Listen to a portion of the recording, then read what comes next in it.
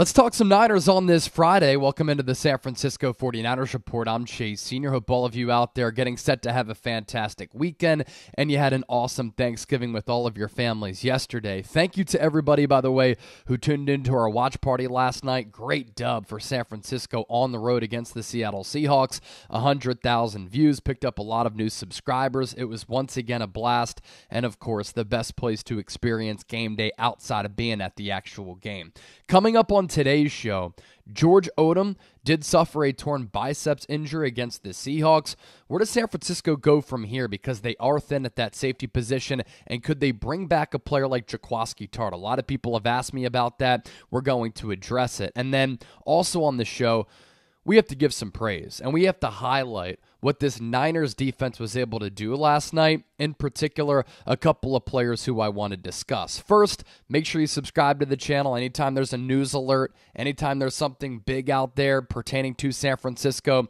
We talk about it here on the show. If you want informative, entertaining, and insightful Niners analysis, subscribe to the 49ers Report. So Tom Pelissero NFL Network tweeting this out just a little while ago on this Friday afternoon that an MRI confirmed that 49ers safety and special teams ace George Odum suffered a torn biceps on Thursday. He'll undergo surgery soon and faces a 2 to 4 month recovery, leaving an outside shot of him coming back at some point late in the playoffs if San Francisco is able to make a deep run. How they looked last night, how they've played the last 3 weeks, complimentary football, airing it out, running it, defense, special teams.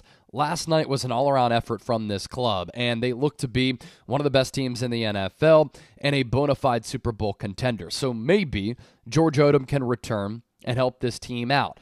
As far as his role on the defense, he doesn't play all that much, but he is their special teams ace. And with the Indianapolis Colts, he was an all-pro special teams player. Why this is a little bit of a concern, and I highly doubt that he's going to be able to come back this year because a torn biceps, I mean, you think about just tearing that torn biceps, it's really hard to generate any strength after that, right? This is a long recovery. So 2 to 4 months, I think, is glass half full approach, which I'm always down with, but everything that I've always seen and heard about with this injury, it's difficult to come back from. But what does this mean for San Francisco? It means that this Niners roster is extremely thin at the safety position. Talanoa Hufanga, torn ACL last week. George Odum, torn biceps. For instance, last night, Jair Brown played really well in his first career start. That's a credit to him being ready. The personnel department for identifying him in the draft, moving up to take him, but also Steve Wilks for having him ready to play, and you had him playing with Deshaun Gibson. If one of those players were to go down, George Odum would step in as one of the backup safeties. A lot of people have hit me up today and last night because Kyle Shanahan did say that the Niners feared that this injury could be coming. Chase, should the Niners bring back a familiar face in Jaquiski Tartt? Here's the issue with Jaquiski Tartt. He has familiarity with the defense. He spent 7 years with the San Francisco 49ers. At moments, thought he played pretty well. He's 31 years old. I'm not going to act like that's all that old. I'm 31 right now. I feel like I'm 25 years old. I'm not an NFL football player, but still, 31 is not old. The same way that Brock Purdy gets unnoticed and doesn't get as much respect for draftism, a lot of these NFL players, they get neglected because of ageism, right? But here's the thing with Jaquiski Tartt. While 31 years old isn't all that old in my opinion, even for a football life, he has not played since the 2021 NFL Championship game loss when, yes, he did drop that interception that could have clinched the game for San Francisco. He did sign with the Philadelphia Eagles in the lead up to the 2022 season. He didn't make the team. Nobody picked him up after that. I thought it was a little bit curious, and I still think it's a little bit curious why he's still not in the league as a backup safety. I think there are worse safeties out there. But we're talking about a player who basically hasn't played a regular season game since the 2021 NFC Championship game. It is now November 24th of 2023. So that's almost 2 years here where he is not suited up in a regular season matchup.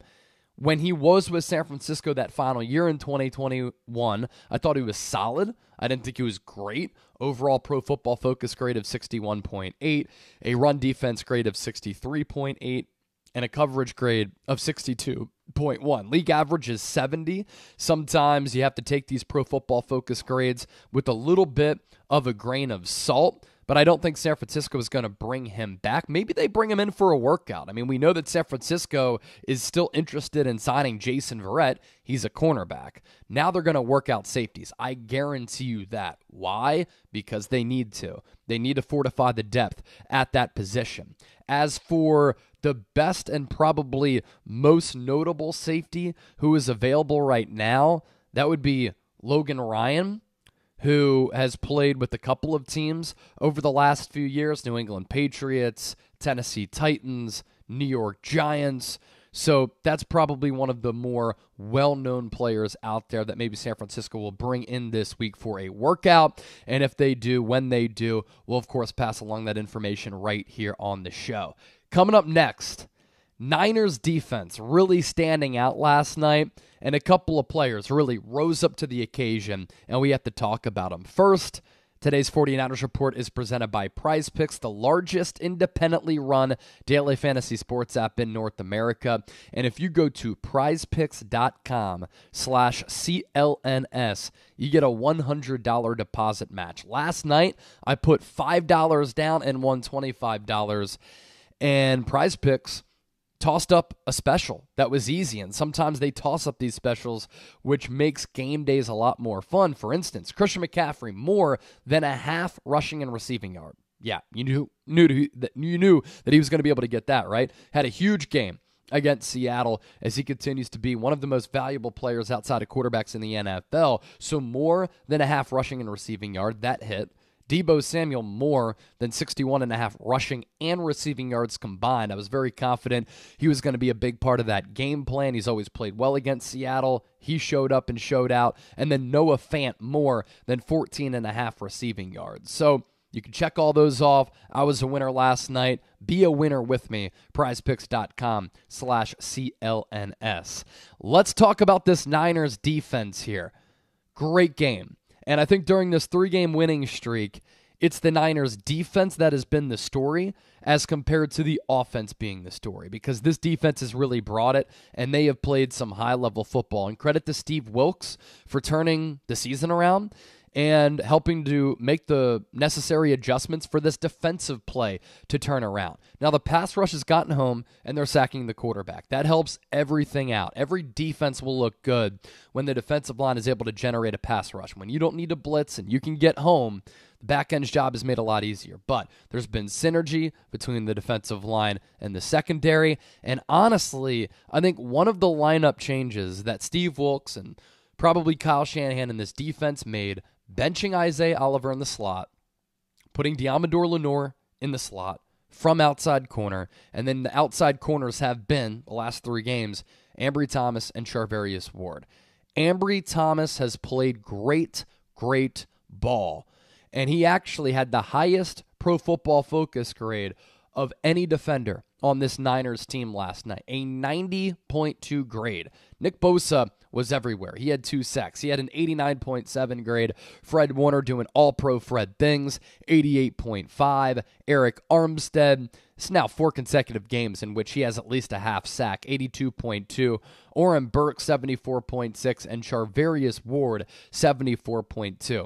With Mooney Ward, Kyle Shanahan and him discussed this prior to the game, but Shanahan wanted him to have the responsibility of shadowing and covering DK Metcalf. And Mooney Ward, I thought, played his best game in a Niner uniform, and he looked like one of the best corners in football last night.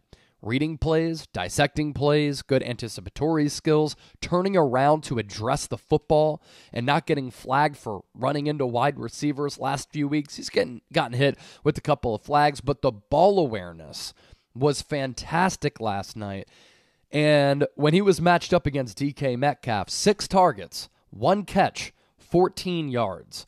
Mooney Ward played lockdown defense. And when a guy like Richard Sherman, whose defensive acumen I certainly respect, says that Ward is playing like one of the best corners in the game, I put stock in that. But the same can be said for Ambry Thomas, who's been a revelation. This has been an incredible story here. He was on the outside looking in of actually making the 53-man roster going into training camp this year.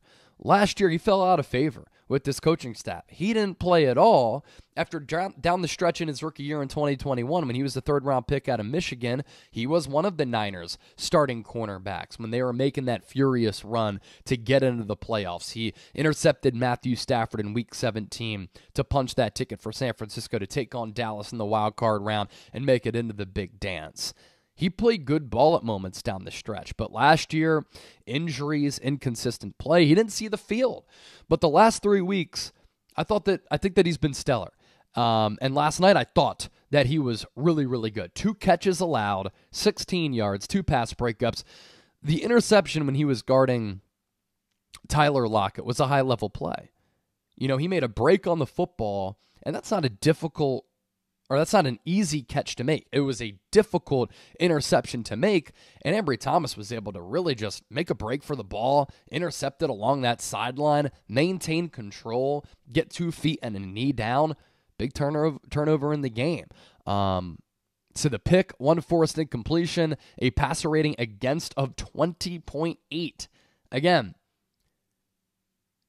you know, he was targeted a few times in that game, and to give up a passer rating of 20.8, that's as good as it gets right there. And on top of the Niners secondary playing really well with Ward and Ambry Thomas, this defensive line for the 3rd straight game brought it, and this defensive line for the 3rd straight game during these 3 straight wins ended up controlling the game along the line of scrimmage at the point of attack. And San Francisco had, 38 pressures, I think, last week against Baker Mayfield and the Bucs. 25 pressures against Seattle to go along with 6 sacks. Now, that Tampa Bay offensive line, one of the best statistically, analytically in the NFL.